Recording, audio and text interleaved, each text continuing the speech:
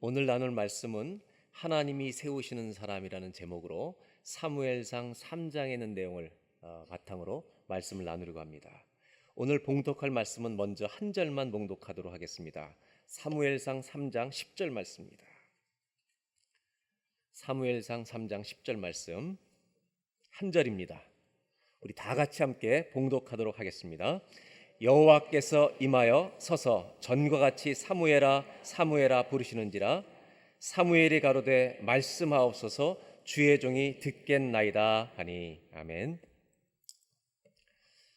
여러분은 나무를 심어본 적이 있는지 모르겠습니다. 저는 시골에서 목회할 때 나무를 심어보기도 하고 농작물을 심어보기도 했습니다. 나무를 심어보면 옥수수도 그렇고 고추도 심고 일반 나무도 심어보면 누구나 경험할 수 있는 것인데 잘 자라는 나무가 있고 잘 자라지 못하는 나무가 있습니다. 그때 잘 자라지 못하는 나무를 위해서 나무를 심은 사람은 최선의 노력을 다합니다. 정성을 갖다 붓습니다. 제가 어려서 본 것이 있어서 저희 어머니는 화초를 키울 때 우유 남은 거, 계란 깨고 나서 남은 거 이런 거 다 거기다 다 부어서 제가 그런 적도 있어요. 어머니는 아들보다 더 사랑하냐 화초를. 그렇게 화초를 사랑하셨어요. 저도 시골에서 이렇게 나무를 심어서 안 자라는 거에 정성을 들여다 보니까 결과가 둘로 나타나더라고요. 하나는 끝까지 잘 자라지 못하는 게 있습니다. 그러나 좀 쓰러져가는 잘 안 크던 나무가 정성을 기울일 때 다시 살아나는 나무가 되는 걸 볼 때 그 감격과 환희를 여러분들이 아실지는 모르겠습니다. 그때 저는 뭐를 생각하냐면 나무를 심은 사람의 마음을 헤아리게 되는 겁니다. 나무를 심어보니까 나무가 잘 자라기를 바라는 게 심은 사람의 마음이라는 겁니다. 우리는 하나님이 지으신 존재들입니다. 그렇다면 하나님은 우리들 중에 몇 사람만 잘 자라기를 바라실까요? 모든 사람이 자라기를 바라실까요? 모든 사람이 자라기를 바라실 줄로 믿습니다.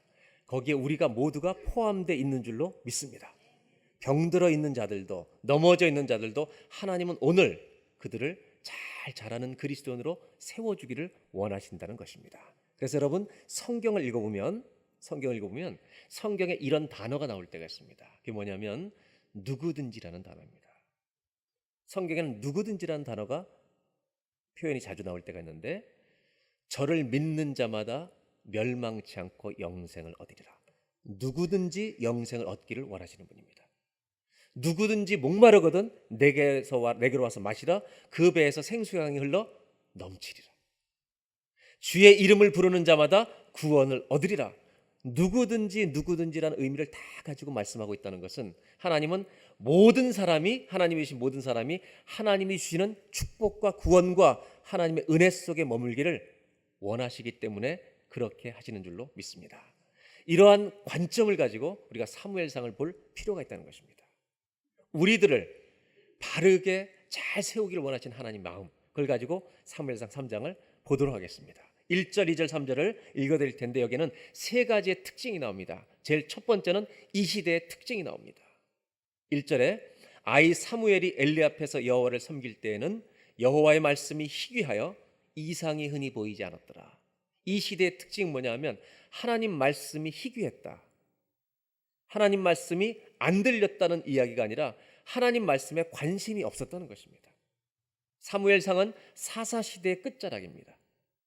여러분 아시잖아요. 사사시대는 뭐 가지고 살았던 시대예요? 자기의 소견대로 내 생각대로 살았던 시대라는 겁니다. 그래서 하나님 말씀에 무관심했던 시대라는 겁니다. 하나님 말씀이 뭔지를 모르니까 하나님이 원하시는 이상, 영어에는 비전이라고 되어 있죠. 이 비전에 하나님의 꿈에 이 노출이 되지 않는 겁니다. 내 인생에 하나님이 원하시는 일들이 무엇인지를 전혀 모르고 자기 하고 싶은 대로 살았던 시대. 이 이야기는 조금 이따 조금 설명을 더 드리도록 하겠습니다. 두 번째 특징은 뭐냐면 엘리 제사장에 대한 특징입니다. 2절을 볼까요? 엘리의 눈이 점점 어두워가서 잘 보지 못하는 그때 그가 자기 처소에 누웠고 제사장으로서 직분을 수행하는데 직분만 수행하는 겁니다. 아들들만 몰락한 게 아니라 엘리의 눈이 점점 어두워갔다는 말은 여러분 육으로도 눈이 어두워지지만 영적으로 제사장의 직분을 여러분 잡으로 수행하고 있었다는 겁니다. 하나님과의 관계가 살아있는 종이 아니라 업무를 수행하는 종교가 되어버렸다는 겁니다. 시대는 이렇고 제사장은 무너지고 있습니다. 그런데 소망이 있습니다. 제사장 지파도 아닌 사무엘이 하나님께 가까이 나고 있다는 것을 성경은 보여주고 있습니다. 3절 다 같이 한번 읽어볼까요? 하나님의 등불은 아직 꺼지지 아니하였으며 사무엘은 하나님의 궤에 있는 여호와의 전안에 누웠더니. 하나님의 등불이 아직 제단 등불이 꺼지지 않았다는 이 표현은 소망이 남아있다는 상징적인 의미일 수도 있습니다. 이렇게 시대는 말씀을 외면하고 하나님을 외면하고 종교 지도자 제사장들은 오늘날의 목사에 해당되는 사람들은 하나님과의 관계에 관심이 있는 게 아니라 그 잡에 관심이 있고 그때 목회자도 아닌 집안에 한 소년이 하나님의 성전에 바쳐져서 하나님을 사모하는 한 소년이 여호와의 성전에 하나님 법궤에 있는 임재 옆에 누워 있다는 겁니다. 지금 이 본문이 3장을 시작하는 내용인데 먼저 우리가 본문을 더 들어가기 전에 도표를 좀 보여드리고 설명을 드리려고 합니다. 여러분 영어 단어에 barren이라는 단어가 있습니다. barren은 임신하지 못하는 불모의 그런 뜻이죠. 그 명사형으로 barrenness가 되는 거죠. 이 barren이라고 하는 단어는 어머니에게는 임신을 하지 못하는 것입니다. 황무지 아무것도 안 나는 황폐함을 뜻하는 겁니다. 이 성경이 말하고 있는 것은 두 종류의 불모지를 소개한다는 겁니다. 하나는 the barrenness of the womb, 이 여자의 자궁 안에서 잉태가 못 되는 barrenness를 설명하고 있고 또 하나는 영적인 불모지. 엘리 제사장이 하나님과의 관계가 다 막혀 있어서 영적으로도 열매를 맺지 못하는 spiritual barrenness를 설명하고 있다는 겁니다. 그런데 한나는 이 아기를 낳지 못하는 걸 가지고 기도했는데 하나님이 응답으로 누굴 주십니까? 사무엘을 주신 것입니다. 사무엘이 이 3장이 보여주는 건 뭐냐면 한나는 아들 달라고 하나님께 바치겠다고 기도를 했는데 하나님은 한나에 대한 응답으로만 주신 사무엘이 아니라 여러분 이 시대 영적 불모지를 다시 열매 맺는 토양으로 민족으로 바꾸는 응답으로까지 하나님은 양쪽의 응답으로 주셨다는 것을 우리는 성경을 통해서 본다는 것입니다. 하나님은 어떤 분이냐? 우리가 기도하면 우리가 부르짖으면 우리가 알지 못하는 더 크고 비밀한 응답을 우리에게 주실 줄로 믿습니다. 그래서 우리가 평생 기도해야 되는 이유는 내가 기도한 그것만 주시는 것이 아니라 그 이상을 주시는 하나님. 한나는 아들을 구했는데 아들로 응답을 주신 것만이 아니라 이 시대 영적인 불모지를 깨우는 사명을 가진 자로 주셨다는 겁니다. 전 이걸 보면서 사무엘은 하나님의 응답으로 인생이 왔구나. 이걸 보면서 우리 모두가 하나 깨달았으면 좋겠어요. 우리의 정체성이 바뀌면 좋겠어요. 우리는 우연히 여기 있는 게 아닙니다. 하나님이 모든 사람을 지으셨습니다. 어떤 병에 걸렸든지 어떤 아픔에 걸렸든지 때론 넘어졌든지 관계없이 여러분 우리는 누구냐? 하나님이 목적을 가지고 지은 존재라는 겁니다. 그래서 저는 이 도표를 보면서 여러분과 이런 얘기를 나누고 싶어요. 우리의 인생이 하나님의 응답인 것을 알고 산다면 여러분 놀라운 변화가 일어날 것입니다. 저와 여러분의 인생은 그냥 온 것이 아니라 하나님의 응답으로 이 땅에 와 있는 줄로 믿습니다. 저는 그래서 국민교육헌장을 너무 좋아합니다. 우리는 역사적 사명을 띠고 이거를 천국 사명으로 띠면 우리는 천국 사명을 띠고 이 땅에 태어났다. 여러분 우리가 옆에 분한테 이렇게 인사해 주시면 어떨까요? 형제님 자매님은 하나님의 응답입니다. 아멘이 되십니까 여러분? 예, 인사하시겠습니다. 저와 여러분의 인생이 여러분 하나님의 응답이 되는 삶을 살기를 바랍니다. 만약 여러분 큰 일을 먼저 하려고 하지 말고 여러분 가정에서 하나님의 응답이 되시길 바랍니다. 그렇게 살 때 우리가 얼마나 축복의 도구로 쓰이겠습니까? 저는 사무엘을 보면서 신이 나는 거예요. 아, 내가 하나님의 응답으로 온 거지. 나도 응답이에요. 사무엘만이 아니에요. 이런 응답으로 사는 매일의 삶이 되기를 주의 이름으로 축복합니다. 그렇다면 다시 성경 말씀으로 돌아오면 이 시대의 특징은 말씀이 희귀했다. 사사시대 자기 생각대로 사람들이 다 행했다는 것입니다. 우리가 사는 시대와 너무 비슷합니다. 말씀 없이 살아가는데 너무 익숙해져 가고 있다는 겁니다. 지금 안 믿는 사람에게 얘기하는 게 아니라 그리스도인들에게 하고 있는 말입니다. 죄는 어느 시대나 있었습니다. 어떤 분들은 지금 죄가 관영했다, 죄가 너무 많다 염려하는데 너무 염려할 일이 아닙니다. 죄는 옛날부터 많았습니다. 오늘 시대 문제는 뭐냐면 하나님에 대한 관심 자체가 없어져 간다는 겁니다. 우리가 르네상스 시대를 알고 있습니다. 역사학자들이 얘기하는 14세기에서 16세기 일어난 이태리 중심으로, 이 르네상스는 여러분 잘 아는 문예부흥, 이 르네상스의 가장 중요한 특징은 한마디로 신중심에서 인간중심, 그림이 바뀌는 겁니다. 그런데 여러분, 이 르네상스라는 인간중심, 인간의 자유와 존엄성과 인간의 사상을 중요하게 여기는 이 인간중심의 전환이 여러분 종교가 부패했던 종교개혁과 시즌이 같았다는 걸 아십니까? 오늘날 우리 시대의 특징이 이것입니다. 종교에 대해서 무관심해진다는 얘기는 종교가 부패했다는 뜻입니다. 오늘날 시대에 죄 짓는 사람은 여전히 있지만 사실 죄 때문에만 하나님 말씀에 관심이 없는 게 아니라 세상이 너무 재미있어서 관심이 없어지는 거예요. 한국 가서 TV를 보다 보면 어쩜 그렇게 재밌어요. 그리고 유익한 프로가 너무 많은 거예요. 요즘 아주머니들이 저한테 해준 얘기가, 목사님 요즘은 요리하는 남자가 대세래. 이게 보니까 전부 TV에서 온 거야. 한국 가서 보면요, 24시간 앉아서 TV를 봐도 아무 데도 안 나가도 재밌어요. 옛날이 좋았어요. 12시면 딱 에어컨 나오고 딱 끊어지는 거. 우리나라 TV가 우리 인생을 지켜줬어요. 요즘은 밤새 눈 뻘거질도록 밀린 연속곡 다 보는 거예요, 사람들. 여러분, 죄의 문제가 아니에요. 우리가 행복한 삶을 구하는 거예요. 재밌는 걸 구하는 거예요. 그런데 문제는 하나님을 안 찾아요. 감정과 욕망은 점점 개발이 되는데 하나님은 점점 잊혀져 가요. 미국이란 나라가 기독교 국가로 형성이 됐다고 볼 수 있는데요, 청교도들이 왔으니까 대부분 교회를 안 다녀도 하나님의 존재를 믿어요. 그런데 불과 10년도 안 됐지만 미국에 조사를 했더니 16% 인구가 하나님 없어요. 무교예요. 그 중에 놀라운 것은 30대 미만, 30대 이하 이 세대가요, 35%가 종교가 없어요. 이런 시대를 오늘 우리가 살고 있어요. 이때 똑같은 이런 영적인 시대에 지금 하나님은 사무엘을 부르신 장면이 그 다음 절부터 나와요. 성경을 보겠습니다. 여호와께서 사무엘을 부르십니다. 그가 대답하되 여기 있나이다. 5절. 하나님 부르시는 걸 몰랐습니다. 그래서 누구에게 달려가냐면 엘리 제사장에게 달려가, 저를 불렀습니까? 내가 여기 있습니다. 그랬더니 내가 안 불렀다. 다시 누워라. 가서 잡니다. 첫 번째 하나님 부르는데 모릅니다. 두 번째 6절입니다. 여호와께서 다시 사무엘을 두 번째 부르십니다. 사무엘이 또 엘리에게 갑니다. 저를 부르셔서 왔습니다. 내 아들아, 내가 부르지 아니했으니 다시 누워라. 7절에 이런 표현이 나옵니다. 사무엘이 아직 여호와를 알지 못하고 하나님을 전혀 몰랐다는 말이 아니라 하나님을 체험하지 못했다는 뜻입니다. 하나님의 말씀이 음성으로 자기에게 드러난 적이 아직 없었던 때입니다. 8절.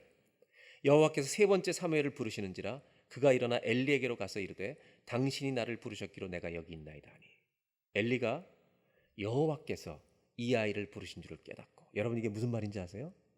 엘리가 하나님의 체험이 있었던 사람입니까? 없었던 사람입니까? 엘리는 하나님과의 관계를 가졌던 제사장인 걸 알 수 있습니다. 모태신앙의 위험도 있지만 장점입니다. 모태신앙은 뜨겁지 않아 보이지만 위기가 오면 주님이 말씀하시는 걸 금방 합니다. 여호와께서 얘를 부르시지 않은 겁니다. 그리고 9절에 이렇게 말합니다. 다 같이 읽어볼까요? 엘리가 사무엘에게 이르되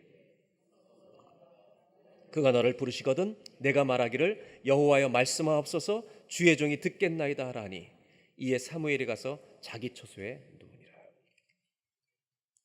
세 번째도 못 알아들었는데 엘리 제사장이 알아차렸습니다. 하나님이 말씀하시는 거예요.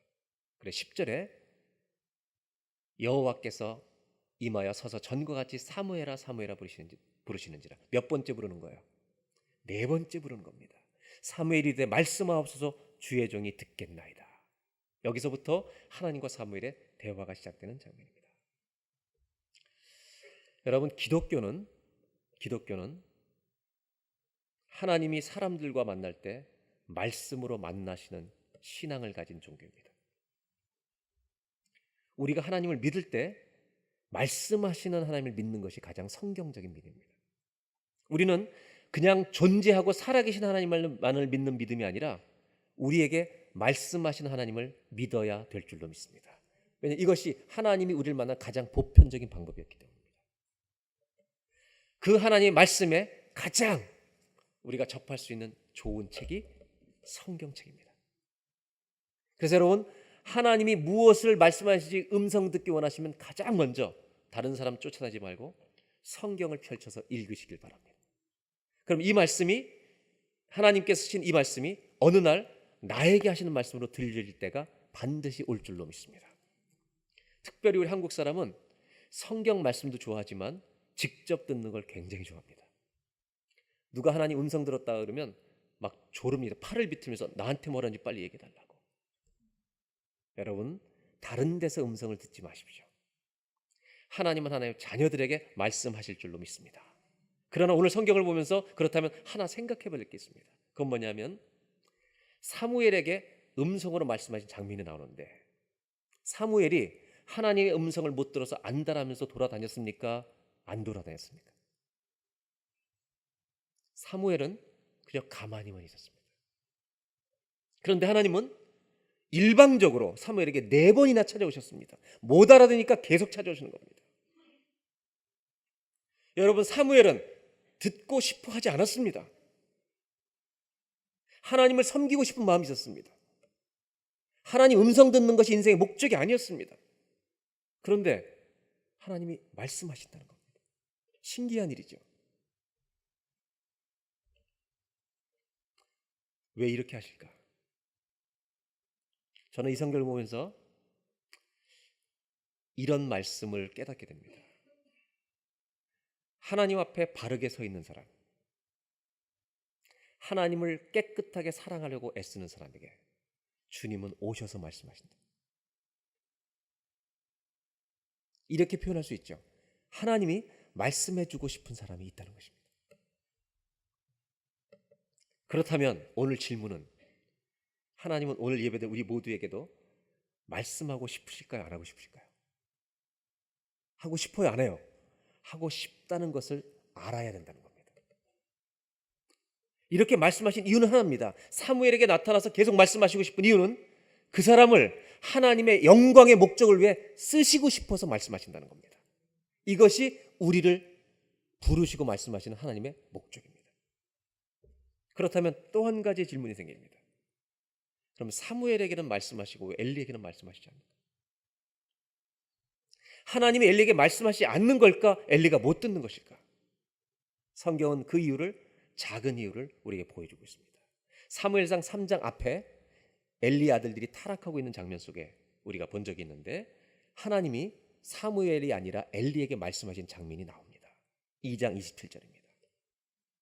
누가 말씀하냐면 하나님의 선지자를 보냅니다. 하나님의 사람 선지자가 엘리에게 와서 그에게 이르되 여호와의 말씀에 너희 조상의 집이, 여러분 제사장을 직분을 수행한다는 건 레위 지파의 후손이라는 얘기입니다.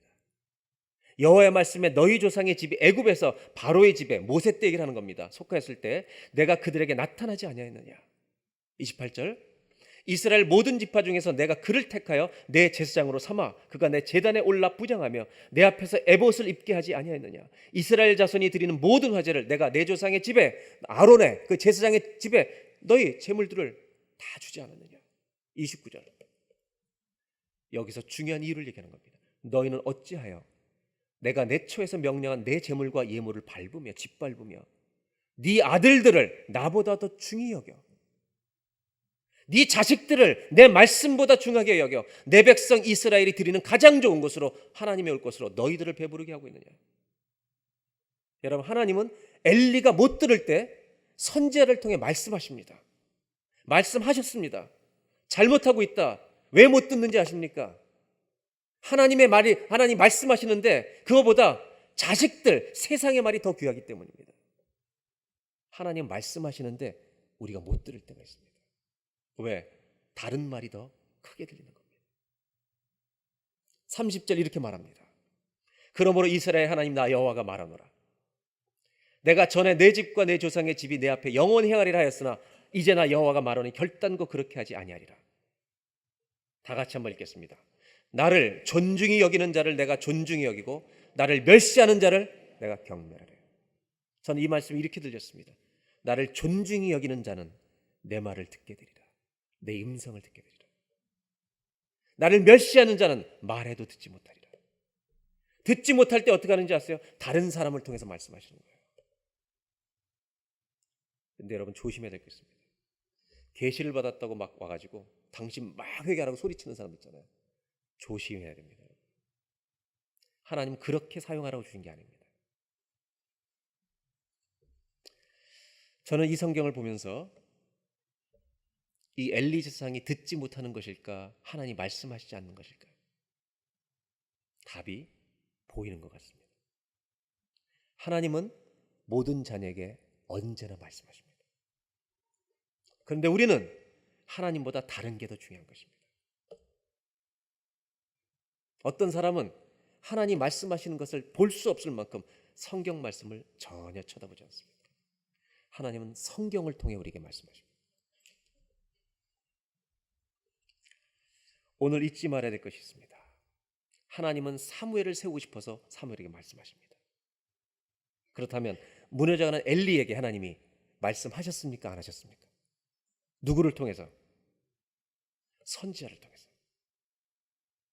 잘 대답해 보세요. 이 선지자에게 망하도록 말씀하셨을까요? 살리려고 말씀하셨을까요?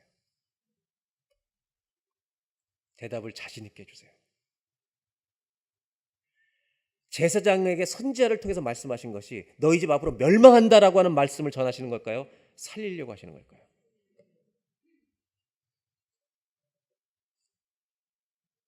엘리와 그의 아들들은 듣고도 반응하지 못합니다. 오늘 이 성경을 통해서 하나님이 첫 번째로 주시는 메시지가 있습니다. 사무엘아 사무엘아 부르신 하나님. 그 말씀은 사무엘만 하나님 부르시지 않는다는 겁니다. 오늘도 성경을 통해 우리 이름을 부르고 계신다는 겁니다. 왜냐하면 우리를 빚으시고 세워주시기 원하시기 때문입니다. 한번 따라해 보실까요? 하나님은 오늘도 나를 부르고 계십니다. 나에게 말씀하고 계신다는 겁니다. 사무엘아 사무엘아 부르는 이 음성이 사무엘에게만 말씀하시는 것이 아니라 우리 각 사람에게도 하나님은 매일 불러주시는 하나님의 음성이 있다는 것입니다. 내가 하나님을 사랑하는 절에로 갈 때, 하나님 말씀 펴서 읽을 때, 하나님 말씀하옵소서 주의 종이 듣겠나이다 말씀 앞에 설 때 그 말씀은 살아서 오늘 나에게 하시는 말씀으로 들려질 줄로 믿습니다. 그때 우리 사람은 변하는 것입니다. 하나님 말씀을 듣기 원하신다면 우리가 제일 먼저 할 일은 신비를 구하는 것이 아니라 하나님의 말씀을 읽는 지혜로운 저와 여러분 되시기를 주의 이름으로 축원합니다. 여러분, 하나님은 오늘도 저와 여러분을 부르시는 줄로 믿습니다. 그렇다면 두 번째로 이제 궁금한 건 뭐냐? 사무엘을 부르신 다음에 무슨 얘기를 하셨을까? 하나님은 축복의 얘기만 하는 게 아니라 어려운 얘기도 하신다는 겁니다. 사무엘을 쓰시기 위해서, 하나님의 선지자로 쓰시기 위해서 여러분 심각한 이야기를 사무엘에게, 소년에게 해주신다는 겁니다. 12절을 보겠습니다. 내가 엘리의 집에 대하여 말한 것을 처음부터 끝까지 그날에 그에게 다 이루리라. 13절. 내가 그의 집을 영원토록 심판하겠다고 그에게 말한 것은 그가 아는 죄악 때문이니, 그도 알고 있는 죄악 때문이니. 재물만 먹는 게 아니죠.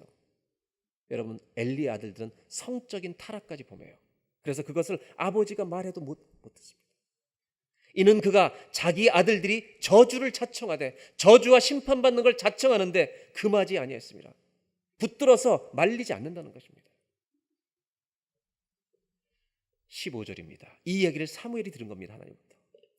사무엘이 아침까지 누웠다가 여호와의 집에 문을 열었으나 그 이상을 하나님이 주신 것을 엘리에게 알게 하기를 두려워하는 겁니다. 소년인데다가 이 집안이 망한다는 얘기를 어떻게 쉽게 합니까? 여러분, 남이 망한다는 말은 함부로 쉽게 하는 게 아닙니다. 은사라고 막 떠드는 거 주님이 안 주신 걸 수도 있습니다. 교만한 자가 말하는 것, 주님이 주신 것이라도 교만하게 말하면 그 모든 선물을 깎아내리는 것입니다. 우리는 주님의 성품을 가지고 대해야 되는 겁니다. 16절, 엘리가 사무엘이 주님 만난 걸 압니다. 사무엘을 불러 이르되 내 아들아 사무엘아, 그가 대답하되 여기 있습니다. 17절, 이르되 하나님이 너에게 무엇을 말씀하셨느냐? 청하노니 나에게 숨기지 말라. 너에게 말씀하신 모든 것을 하나라도 숨기면 하나님이 너에게 벌을 내리시고 또 내리시기를 원하노라. 이 표현은 이스라엘 사람들의 관용적 표현입니다. 정직하게 진실하게 다 해달라, 이런 말입니다. 18절 다 같이 한번 읽겠습니다. 사무엘이 그것을 그에게 자세히 말하고 조금도 숨기지 아니하니 그가 이르되 이는 여호와시 선하신 대로 하실 것이니라 하니라. 사무엘이 조심스럽게 모든 것을 말합니다. 엘리가 여호와시니 하나님이 그것이 여호와가 말씀하신 것이니 선하신 대로 하실 것이라. 이렇게 대화가 끝납니다. 여러분, 엘리 제사장에게 두 번째 말씀하십니다. 하나는 선지자를 통해서, 두 번째는 사무엘을 통해서. 왜 말씀하실까요? 왜 이걸 엘리가 알아야 하는 것일까요?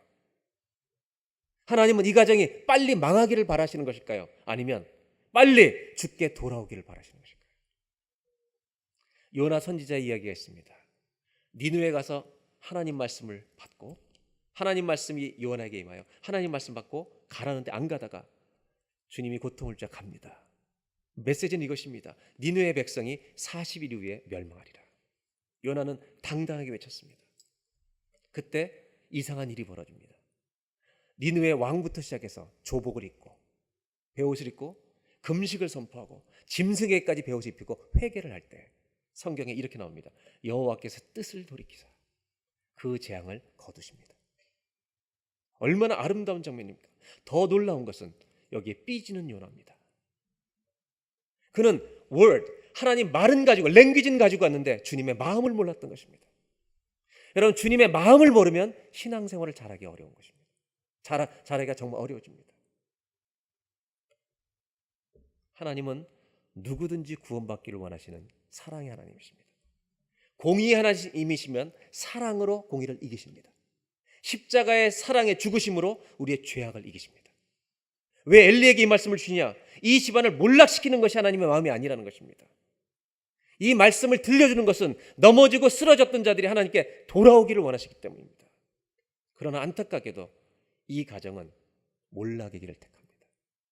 아들은 전쟁에서 죽고 두 아들은 그 다음에 언약궤까지 빼앗겠다는 소식을 4장에서 듣는데, 다음 주에 보게 되는데, 그 소식을 듣고 엘리 제사장은 의자에 앉았다가 떨어져서 목이 부러져 죽습니다. 똑같은 때 이 죽은 아들의 아내 되는 며느리가 임신을 했다가 아이를 낳습니다. 그때 이름을 이가봇이라고 짓습니다. 하나님의 영광이 이스라엘에서 떠났다. 여러분, 성경은 이걸 얘기합니다. 우리의 인생에 하나님의 영광이 떠날 때가 있습니다. 내가 죄질 때 하나님 축복하시지 않습니다. 그 축복은 재앙입니다.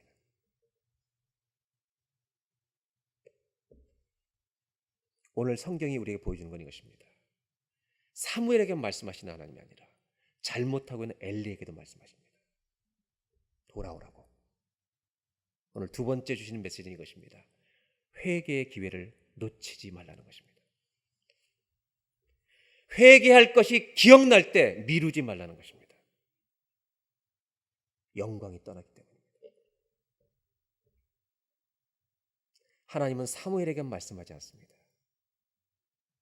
잘못하고 있는 엘리 집안에도 말씀하십니다. 왜? 누구든지 하나님의 영광에, 하나님의 형통함 가운데, 하나님의 축복 가운데, 평안 가운데 거하기를 원하시기 때문입니다. 우리는 일상생활을 살다 보면 하나님 앞에 꺼리끼는 것을 깨달을 때가 있습니다. 회개하지 못하는 이유는 나를 너무나 사랑하기 때문입니다. 자존심 때문입니다.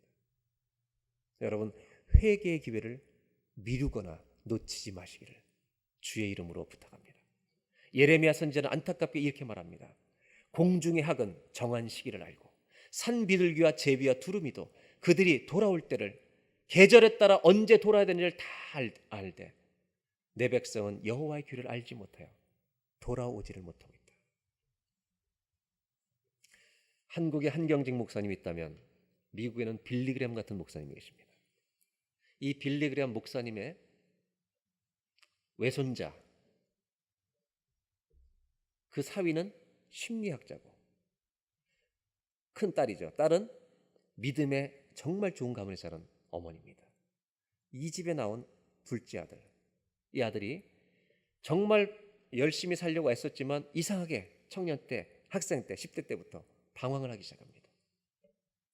엄마 아빠가 너무너무 바르게 사시면서 교훈을 해주는데도 정말 홈스쿨링 많이 해보지만 점점 더 반항이 세지는 겁니다. 결국 이 아들이 16세 때 집을 나갑니다. 쫓겨납니다. 집에서. 여러분 상상해 보세요. 빌리그레함 목사님의 외손자가 집에서 쫓겨난 겁니다. 부모가 요구할수록 점점 더 반항이 심해지는 겁니다. 결국 이 형제는 20대까지 방황을 계속 거듭합니다. 그러면서 이렇게 얘기합니다. 신기한 것은 자기가 쾌락을 향해 달려갈수록 더 많은 쾌락을 즐길수록 내 속에는 갈망이 더 심했다는 겁니다. 그러면서 죄 속에서 자기 인생이 하나하나 무너져 간다는 것을 보면서도 나올 수가 없었다는 겁니다. 20대가 들어가면서 이런 방황을 계속하다가 내가 어디서 잘못된 것일까? 살아갈 의미가 없어지기 시작했습니다. 이렇게 고민이 깊어지면서 이 형제는 자기 인생에 한 가지 깨닫지 못했던 한 단어를 발견하기 시작합니다. 자기가 이것을 모르고 깨닫지 못하고 인생을 살아왔다는 겁니다. 그게 뭐냐면 하나님의 은혜라는 단어였다는 것입니다. 내가 이렇게 잘못 살고 있는데 나를 끝까지 이렇게 사랑하시는 하나님의 은혜를, 사랑과 은혜를 과소평가하며 지금까지 살아왔다는 것입니다. C.S. 루이스는 이렇게 말합니다. 내가 무엇을 하든지 내가 그토록 만나지 않으려는, 내가 하고 싶은 모든 것을 다 하는, C.S. 루이스도 여러분 아시는 것처럼 예수를 전혀 하나님 안 믿는 사람이었어요. 그렇게 하나님을 만나지 않고 하나님을 도망가려고 그렇게 자기는 멀리 갔는데 하나님의 지칠 줄 모르고 끝까지 찾아오시는 이 찾아오심을 자기가 깨닫고 자기는 주님께 돌아올 수밖에 없었다. 이 형제도 마찬가지였습니다. 하나님은 자기가 죄를 지으면 지을수록 부지런히 자기를 쫓아오고 계셨다는 것입니다. 내가 아무리 애를 써도 아무리 도망가도 하나님의 은혜의 추격을 여러분 벗어날 수 없었다는 것입니다. 그걸 20대에 깨닫고 내가 어디서부터 잘못된 건가? 하나님의 은혜를 몰랐구나. 그리고 이 청년이 엎드려집니다. 하나님 저를 용서해 주십시오. 저를 살려주십시오. 나를 살려주실 분은 하나님밖에 없습니다. 그 갈망이 생기기 시작한 겁니다. 그분은 그날 지금까지 하나님의 관에서만 들어왔는데 그날 나를 새로운 피조물로 지으신, 나를 위해서 죽으신 예수님을 믿는, 개인적으로 예수님 아는 구원의 체험을 했다고 고백하고 있습니다. 어거스틴은 참회록 고백록을 썼는데 맨 앞부분에 이렇게 썼습니다. 하나님 당신은 당신 자신을 위하여 우리를 만드셨습니다. 그래서 우리 마음은 당신 안에서 쉬기까지 늘 불안합니다. 이것이 우리의 본질입니다. 방황하는 사람들이 찾고 있는 것이 무엇일까요? 행복을 구하고 있습니다. 쾌락을 구하고 있습니다. 그러나 그 끝에서 어떤 것을 구해도 갈망은 계속됩니다. 그 끝에서 우리가 찾는 분이 하나님이라는 것을 알게 된다는 것입니다. 역사를 보면 종교가 부패하면 여러분 종교에 대한 허무주의가 옵니다. 그래서 인간의 자유, 인간 중심으로 바뀝니다. 그런데 이 죄악된 인간의 자유를 놔두면, 인간 중심의 역사가 지속되면요, 여러분 사상과 철학, 인간에 대한 허무주의가 오게 됩니다. 그 인생의 허무주의가 오면 뭐가 오는지 아세요? 다시 신앙의 부흥이 옵니다. 이것이 역사의 반복입니다. 사람은 본질적으로 하나님을 찾고 있습니다. 세상으로 나가는 이유는 하나님을 대체할 것을 찾는 것입니다. 그러나 그 끝에 아무것도 없습니다. 우리에게 평생의 안식을 줄 수 있는 분은 예수 그리스도밖에 없습니다. 하나님 앞에서 우리가 회개할 것이 생각날 때 미루거나 기회를 놓치지 말고 하나님의 음성을 듣고 돌아가는 오늘의 예배가 되기를 주의 이름으로 축원합니다. 그래서 저는 교통 표지판 중에 이 표지판을 제일 좋아합니다.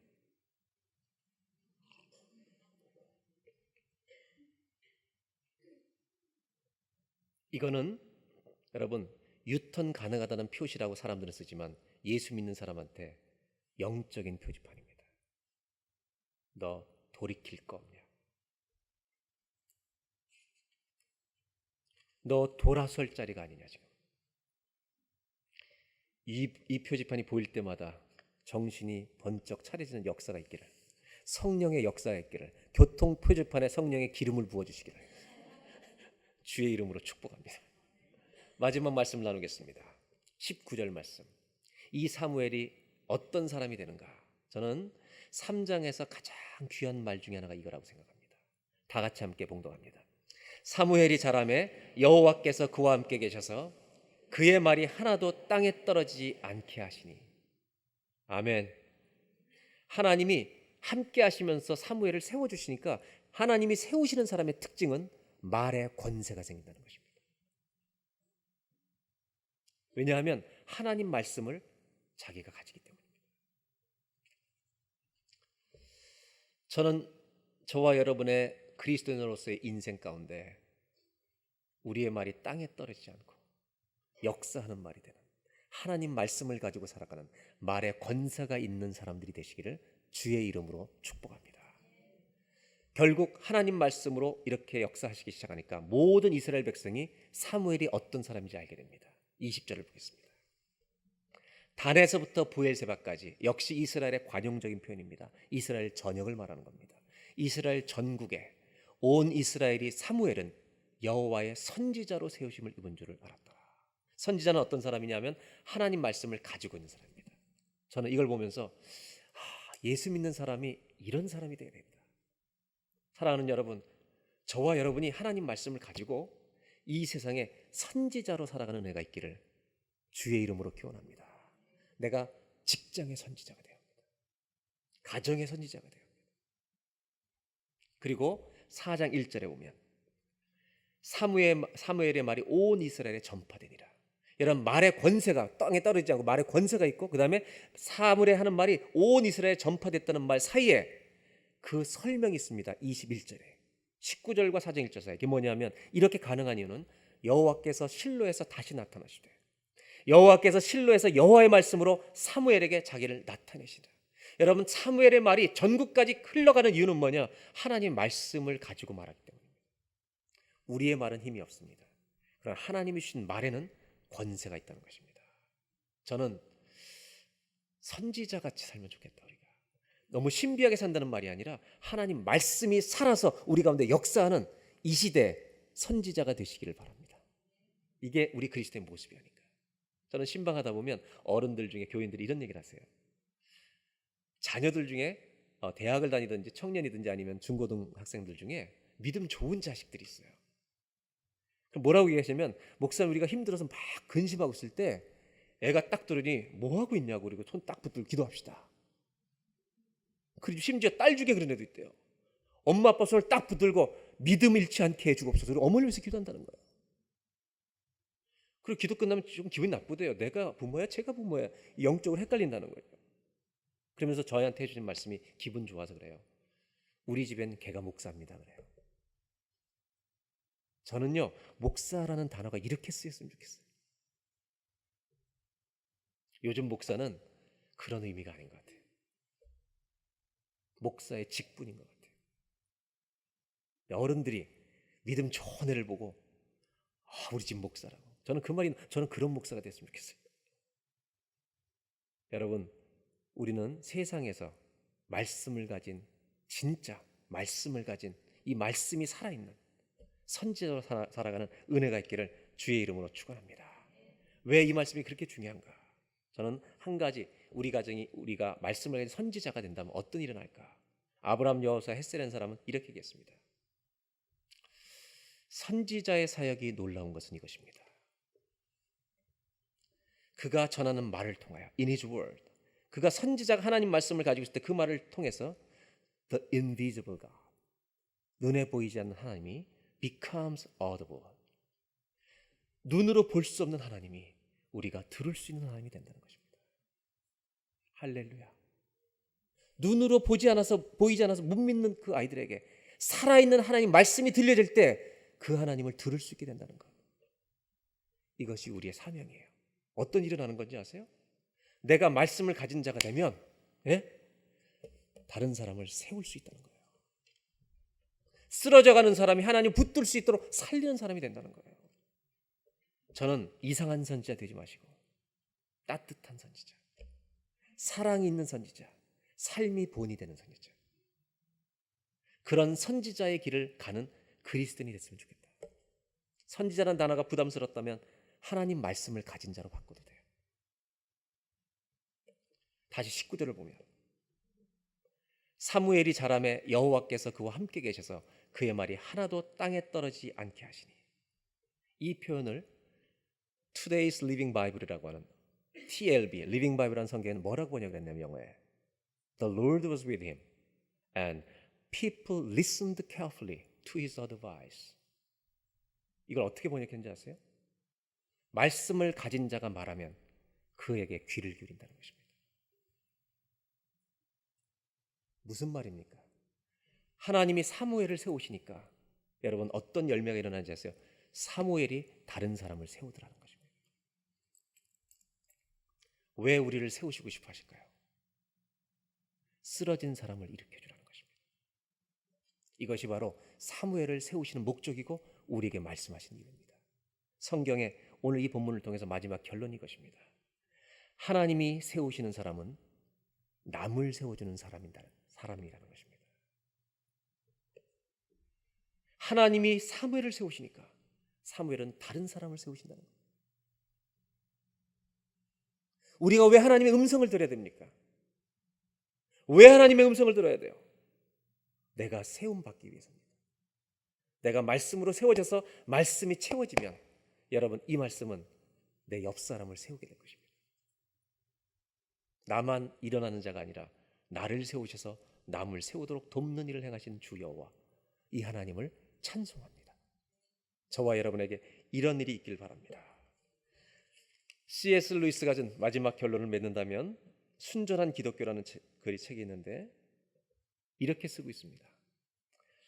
이 세상이 채워줄 수 없는 갈망이 내 안에 있는 것은, 이 세상 무엇으로도 채워지지 않는 갈망이 내 안에 목마름이 존재하는 이유는 무엇을 증명하고 있냐면 우리는 이 세상을 위해서 지음받은 존재가 아니라는 것을 증명한다는 겁니다. 왜 갈망이 있는지 아세요? 우리는 이 세상을 위해서 지음받은 게 아니라 천국을 위해서 지음받았기 때문에 이 땅에서는 영원히 목마른 것입니다. 다시 빌리그람 목사님의 외손자 얘기로 설교를 마치려고 합니다. 아까 그 외손자는 목사가 되었습니다. 그리고 그분은 플로리다에서 큰 교회 목회를 하고 있었습니다. 그리고 그의 책을 써서 오늘 지금 보이는 이 장면을 도표로 만들었습니다. 보실까요? 자기가 20대까지 나띵이었다는 것입니다. 그런데 아무것도 아닌 나에게 예수님이 오셨을 때 뭐가 되는가? 뭐라고 썼을 것 같아요? 그 다음에 이 책을 쓴 이분의 목적이 나옵니다. 아무것도 아닌 나에게 예수님이 오시니까 everything이 되더라는 것입니다. 저는 everything이라는 단어가 부족하다고 생각합니다. 뭐라고 쓰고 싶었냐면 everything for God, 하나님을 위한 모든 것이 됐다. 이 얘기를 1부 때 설교했더니 부목사님 한 분이 걱정이 돼서 왔어요. 목사님, 여러분 이 목사님이 이름이 튤리안, 우리 한국말로 차비진으로 번역하는데 발음이 되게 어렵죠? 이게 어느 나라 말인지 모르겠네요. 우리 한국말로는 튤리안 차비진으로 번역을 하는데 이 사람이 쓴 책 제목이 뭔지 아세요? Jesus All이라고 하는 책이에요. 예수님이 모든 것 되십니다. 근데 오늘 1부 예배 끝나고 부목사님이 걱정돼서 달려온 거예요. 왜냐하면 목사님 이분이 6개월 전에 외도를 했습니다. 저는 놀라지 않았습니다. 그 내용은 이분이 강연을 많이 다니고 왔는데 오랫동안 출타하고 왔는데 아내가 다른 남자와 이미 바람이 나 있었습니다. 너무 힘들고 외로워서 이 목사님이 방황을 해봤잖아요. 상담을 받고 위로를 받는 중에 어떤 자매와 부적절한 관계에 들어간 것입니다. 그리고 이분은 그 사실을 밝히고 교회를 사임했습니다. 42살에.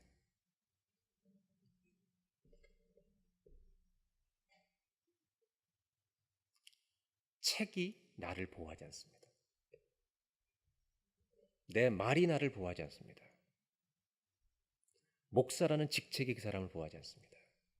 하나님과 나와의 관계가 살아있어야만 보호를 받습니다. 이분은 기도를 부탁하며 교회를 사임했습니다. 이 풍랑을 하나님의 은혜로 잘 이겨나가서 다시 설 수 있도록 도와달라고 기도를 남겼습니다.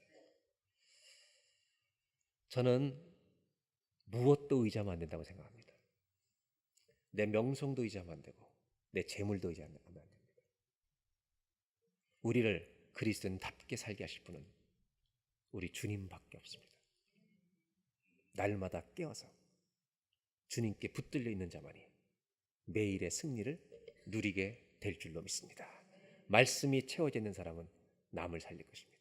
저는 우리 교회 성도님들이 저와 함께 우리 모두가 하나님 말씀으로 채워진 이 시대의 선지자들이 되어서, 선지자가 부담스럽다면 하나님 말씀으로 채워진 사람이 돼서 남을 세워주는 자리에 서 있는 성도가 되시기를 주의 이름으로 축원합니다. 기도하겠습니다.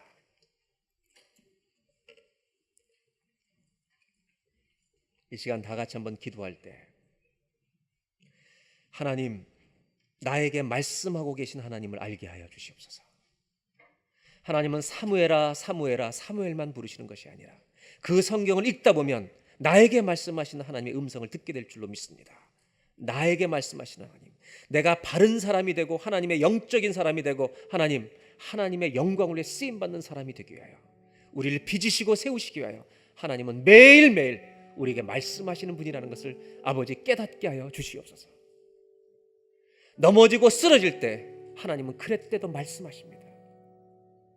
회개의 기회를 놓치지 않게 하여 주십시오. 말씀으로 나를 채워서 하나님 다른 사람을 세워주는 사람이 되게 하여 주십시오. 다 같이 한번 합심하여서 이 시간 기도하겠습니다. 하나님, 인생은 방황이고 주님은 길이십니다. 길 대신 주님을 떠나는 순간 우리는 끝없는 방황 속에 살아갑니다. 하나님, 기도합니다. 주의 음성 듣는 자가 되게 하여 주옵소서. 어떻게 들을 수 있습니까? 하나님, 신비를 구하는 것이 아니라 하나님 말씀을 읽어야 하는 것입니다. 하나님 말씀을 읽을 때 주님 말씀을 통해 나에게 말하실 것입니다. 사무엘만 부르시는 하나님이 아니라 내 이름을 부르시는 주님을 만나게 될 줄로 믿습니다. 하나님, 우리 온 교회 성도가 기도와 말씀으로 돌아가게 하여 주시옵소서. 그 말씀을 읽다가 하나님이 말씀하시는 것을 듣고 죄가 깨달아질 때 회개할 기회를 놓치지 않게 하여 주시옵소서. 회개를 미루지 않게 하여 주시옵소서. 하나님, 그리고 주님, 그 회개를 통해 하나님이 원하시는 자리로 다시 빚어지고 세움받는 하나님의 사람들이 되게 하여 주옵소서. 우리 인생이 하나님의 응답되게 하여 주시고, 아버지, 우리가 가정에서 하나님의 선지자가 되게 해주시고 세상에서 말씀을 가진 선지자가 되어 나만이 세움받는 자가 아니라 다른 사람들을 세워주는 하나님의 축복 가운데 있는 자가 되게 하여 주옵소서. 우리 주 예수님의 이름으로 기도합나이다.